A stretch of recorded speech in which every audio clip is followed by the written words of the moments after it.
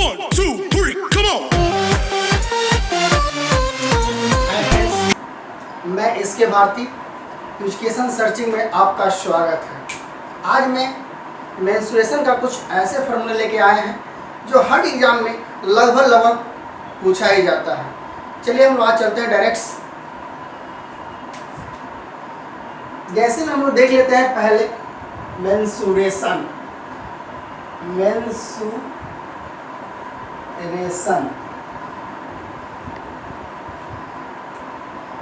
पहला ले लेते हैं हम एक आयत। पहला क्या है? आयत, जिसको इंग्लिश में बोलते हैं रेक्टेंगल।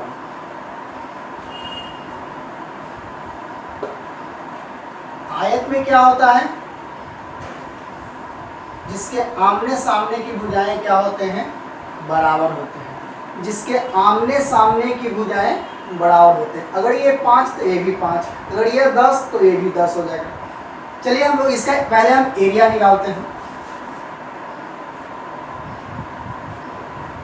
आयत का क्षेत्रफल,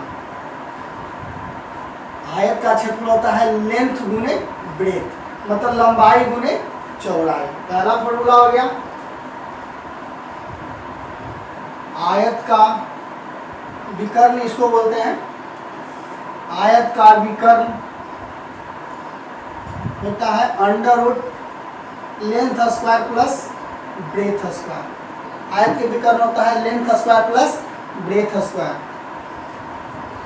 और आयत की परिमिति, आयत की परिमिति क्या होता है? 2 × L + B। 2 × L + B। पहले हम आयत का क्षेत्रफल निकालें, लेंथ गुने ब्रेथ। आयत का विकर्ण बराबर हो गया अंडर रूट लंबाई स्क्वायर प्लस चौड़ाई स्क्वायर। और आयत की परिमिति हो गया 2 × L + B। यही मतलब मेंस्ट्रुएशन में हम लोग क्लास 10 या अदर्स कोई भी मतलब एग्जाम हो, यही आयत से ही ज़्यादा पूछा नहीं जाता है। बस इतना ही। आते हैं नेक्स्ट है वर्ग। नेक्स्ट क्या है? वर्ग।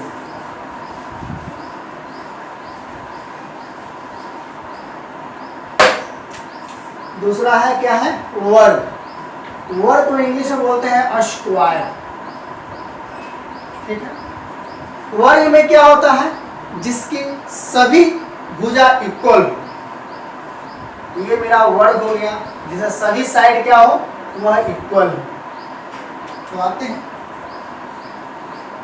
वर्ग का क्षेत्रफल हो गया। वर्ग का क्षेत्रफल भुजा स्क्वायर। क्षेत्रफल का मतलब है कि ए जो स्पेस जो बचा हुआ इसका एरिया निकालना। ठीक है। वर्ग का परिमाप, वर्ग का परिमाप। तो वर्ग में कितना भुजा होते हैं? 1 2 3 4 गुण, तो 4 गुणे भुजा हो गया। इसमें विकर्ण निकालना है। वर्ग का विकर्ण, वर्ग का विकर्ण क्या हो गया? √2 गुणे भुजा। वर्ग का विकर्ण √2 गुणे भुजा। चलिए नेक्स्ट चलते हैं हम लोग।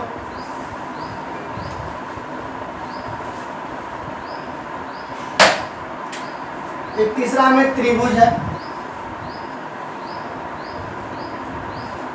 ABC। इसके सामने वाले स्मॉल ए, सी के सामने वाला भुजा को स्मॉल सी से कहते हैं।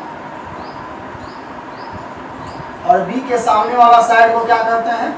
स्मॉल बी कहते हैं, जिसको हीरोइन सूत्र के नाम से हम लोग जानते हैं। हीरोइन सूत्र। हीरोइन सूत्र सबसे पहले हम लोग निकालते हैं एस। एस बराबर होता है a + b + c/2। एस बराबर क्या होता है? a + b + c/2, जहां a b c त्रिभुज की भुजाएं हैं। त्रिभुज का क्षेत्रफल क्या हो गया? √S × S - A S - B S minus C. यही फॉर्मूला है हीरोइन सूत्र का। हीरोइन सूत्र को निकालने के लिए सबसे पहले एस निकाला जाता है। एस निकालेंगे, जहाँ जहाँ एस है इस फॉर्मूले पर अटैच करके भर सकते हैं आप लोग। नेक्स्ट,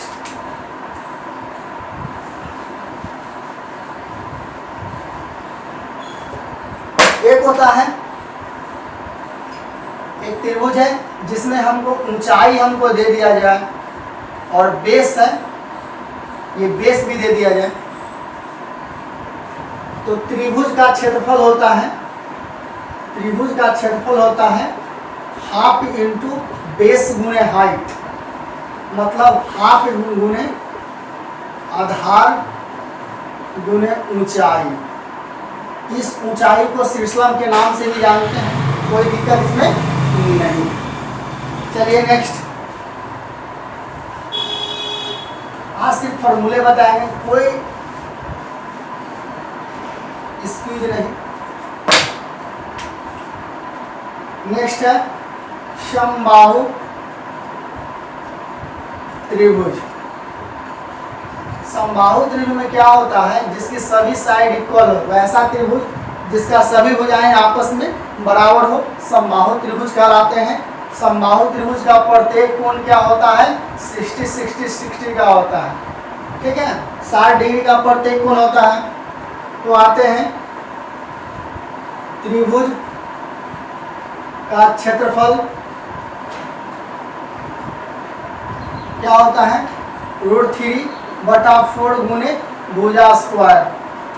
समबाहु त्रिभुज का क्षेत्रफल निकालने के लिए क्या करेंगे, √3 √3/4 गुने भुजा स्क्वायर, √3/4 गुने भुजा स्क्वायर।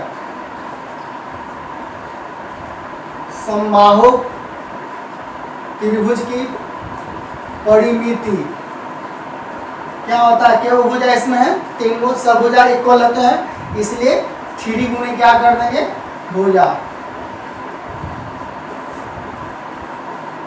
समबाहु त्रिभुज की ऊंचाई बराबर क्या हो गया, समबाहु त्रिभुज की ऊंचाई हो गया √3/2, ये ऊंचाई इसको कहते हैं। अगर इसको निकालना होगा तो क्या करेंगे, √3/2 गुने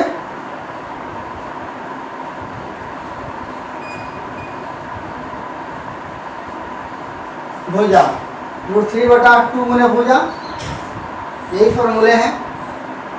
चलिए नेक्स्ट,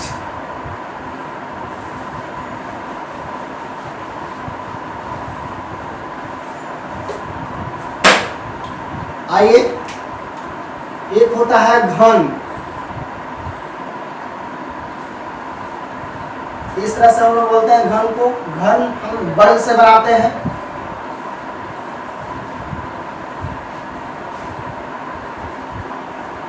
सभी साइड इक्वल होते हैं। घन, घन में आयतन होता है, घन का आयतन होता है भुजा क्यूब। घन का संपूर्ण पृष्ठ का क्षेत्रफल, तो घन का संपूर्ण पृष्ठ का क्षेत्रफल कितना है, कितना होगा, 6 गुने भुजा स्क्वायर। घन का विकर्ण होता है √3 गुने भुजा।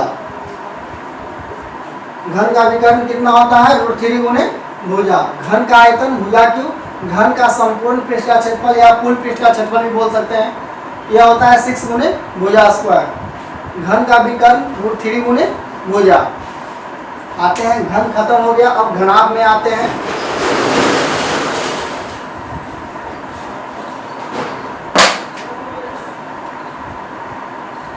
घनाभ,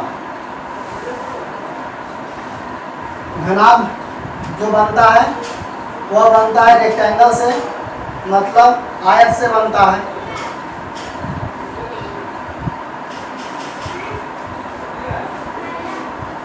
घनाभ का आयतन, घनाभ में लेंथ और ब्रेथ इनटू हाइट होता है, लेंथ गुने ब्रेथ गुने हाइट। घन का सॉरी घनाभ पढ़ रहे हैं, घनाभ का कुल पृष्ठ का क्षेत्रफल 2 into L B plus B H plus L H होता है। घनाभ का विकर्ण, घनाभ का विकर्ण होता है under root length square plus breadth square plus height का स्क्वायर। चलिए नेक्स्ट,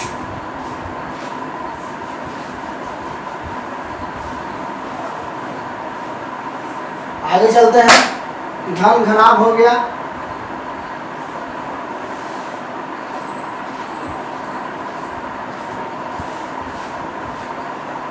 एक होता है बेलन।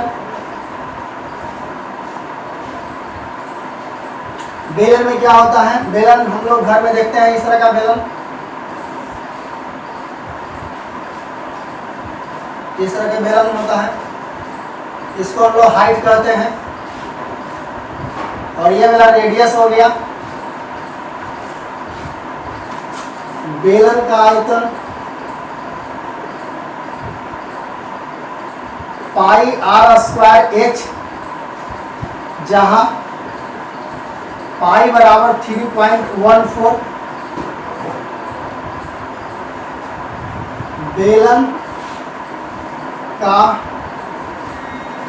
कुल, बेलन का एक वक्र होता है, तो वक्र पृष्ठ का क्षेत्रफल, बेलन का वक्र जो है 2 पाई आर एच। बेलन का संपूर्ण पृष्ठ का क्षेत्रफल क्या होता है, 2 pi R into R plus H.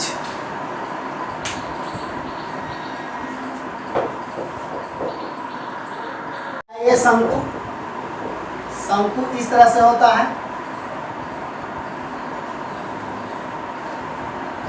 ये हाइट हो गया, ये त्रिज्या हो गया, और ये जो तिरछा जो है ना उसको एल से सूचित करते हैं, और इसी को हम लोग तिरछी ऊंचाई कहते हैं। तिरछी ऊंचाई, तिरछी ऊंचाई, और ये सिर्फ मतलब ऊंचाई हो गया, ऊंचाई, जिसको स्मॉल एस से, और ये रेडियस मेरा आर हो गया। तब सबसे पहले शंकु का आयतन निकालेंगे। शंकु, शंकु का आयतन क्या होता है, 1/3 पाई आर स्क्वायर एच। शंकु का वक्र पृष्ठ का क्षेत्रफल, वक्र पृष्ठ का क्षेत्रफल, शंकु का वक्र पृष्ठ का क्षेत्रफल पाई आर एल। एक होता है शंकु का संपूर्ण पृष्ठ का क्षेत्रफल, शंकु का संपूर्ण पृष्ठ का क्षेत्रफल, यह होता है, शंकु का संपूर्ण पृष्ठ का क्षेत्रफल होता है pi R into R plus L. ये होता है pi R into R plus L होता है। एक तीन होता है जहां एल बराबर क्या हो गया, under root R square plus H square. अगर मतलब अगर आर निकालने के लिए रहेगा तो R square minus L square minus H square. अगर यहाँ पर एच निकालने रहेगा तो सिर्फ हम एल स्क्वायर में से आर स्क्वायर घटा देंगे। मतलब कहने का मतलब कि एल बराबर क्या होता है, एल को हम लोग तिरछी ऊंचाई भी कहते हैं, और एल बराबर फॉर्मूला होता है under root R square plus H square. इसी से हम सब हम निकाल सकते हैं और आगे निकल जाएगा। आगे अब आता है गोला। एक होता है गोला जिसको स्फीयर कहते हैं इंग्लिश में, गोला। इस तरह से गोला केंद्र हो गया, ये ठोस है गोला है केंद्र। गोला, गोला का आयतन क्या हो गया, गोला का आयतन 4/3 पाई आर क्यूब। गोला का संपूर्ण पृष्ठ का क्षेत्रफल और वक्र पृष्ठ क्षेत्रफल दोनों जो होता है वह सेम होता है। तो गोला का संपूर्ण पृष्ठ का क्षेत्रफल, संपूर्ण पृष्ठ का क्षेत्रफल या वक्र का क्षेत्रफल दोनों होता है पाई आर स्क्वायर। ये दो को हो गया। एक आते हैं नेक्स्ट अर्धगोला।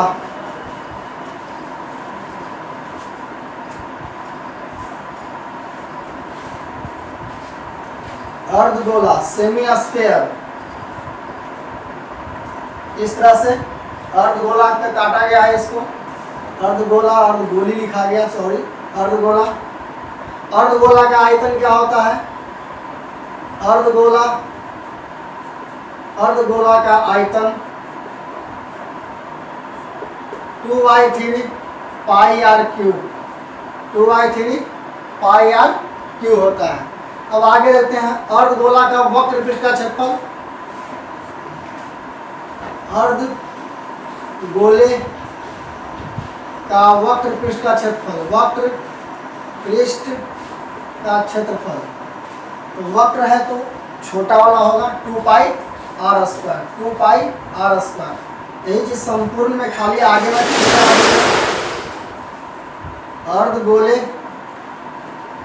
का संपूर्ण पृष्ठ का क्षेत्रफल, संपूर्ण पृष्ठ का क्षेत्रफल क्या हो गया 3 पाई आर स्क्वायर। ये हो गया। आगे चलते हैं हम लोग।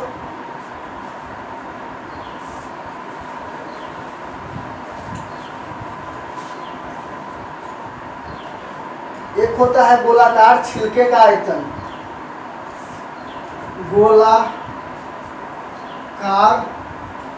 गोलाकार छिलके का आयतन, छिलके का आयतन, गोलाकार छिलके का आयतन इस तरह से,